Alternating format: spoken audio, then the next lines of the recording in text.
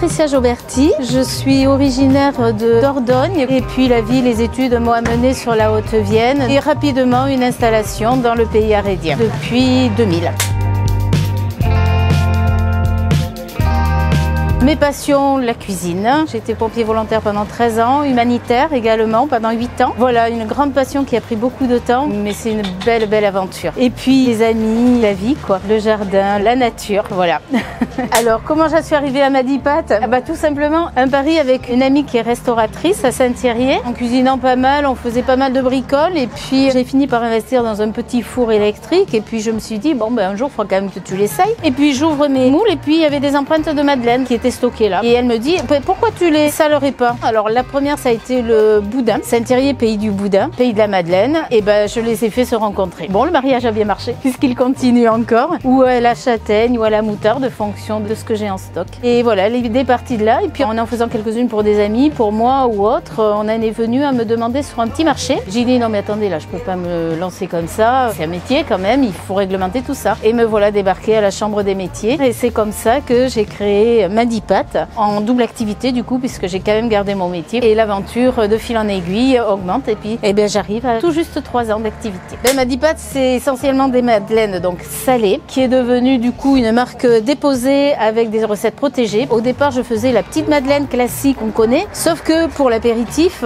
c'était trop gros. Tout de suite, ça plombait l'estomac. Donc, j'ai réduit le gabarit. J'ai réussi à trouver des tout petits moules. Et puis alors, de fil en aiguille, on me dit, mais pourquoi vous n'avez pas de sucré? Bon, très bien. Alors, j'en ai fait quelques-unes dans le même gabarit. Alors, l'idée pour moi, ça a été de travailler en circuit court. Les gens aiment cette traçabilité, c'est important. Et puis, pour moi, c'est vraiment une philosophie. Et puis, j'ai essayé de faire des biscuits qu'on ne trouve pas forcément. Un biscuit qui est né d'une erreur, que j'ai appelé la domandine. Au départ, je voulais faire des massepains, et puis finalement du macaron, et puis je sais pas, j'ai mélangé les 2 recettes, et puis je suis arrivée à un superbe compromis que j'ai rééquilibré. C'est juste extraordinaire. Et après, je suis partie pour m'inspirer d'un petit sablé marocain qu'ils appellent gribabala. C'est un petit sablé très peu sucré, c'est ce qui est intéressant dans leur pâtisserie qui est habituelle et très mielée, donc très sucré. Base de sésame doré vanille avec une pointe de cannelle qui rappelle toutes leurs merveilleuses saveurs. Puis depuis très peu de temps, je me lance dans la partie un peu traiteur. Du coup, j'attaque sur les marchés avec un pâté limousin un peu revisité puisque je fais pas de la pâte levée, elle est feuilletée. Et puis, j'y mets un peu mes consonances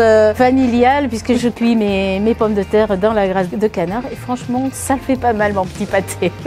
Et après, je cuisine un plat sur le terrain, jamais le même. Ça tourne. Aujourd'hui, c'est un rougail saucisse, ça peut être un colombo, ça peut être un couscous, ça pourra être une paella au gré de l'inspiration. Et l'avantage qu'il y a, c'est que si je prévois pas assez, l'avantage d'avoir sur les marchés d'autres producteurs, je me sers chez eux et puis ça me permet d'élaborer mes plats aussi comme ça à l'inspiration. J'ai découvert ça un petit peu par hasard sur Facebook, on va pas se mentir, c'est là qu'on l'a trouvé. J'ai trouvé le concept hyper sympa, quelqu'un qui a compris les valeurs du terrain, qui a compris tous ces circuits courts, toute cette belle philosophie, qui la partage. Et moi j'ai trouvé l'idée juste géniale et en ayant une double activité, c'est pas facile pour moi non plus de pouvoir être sur les marchés à Limoges ou de pouvoir continuer à me faire connaître. Donc la plateforme est juste une idée absolument géniale, qui est très porteuse. Et l'essayer, c'est l'adopter.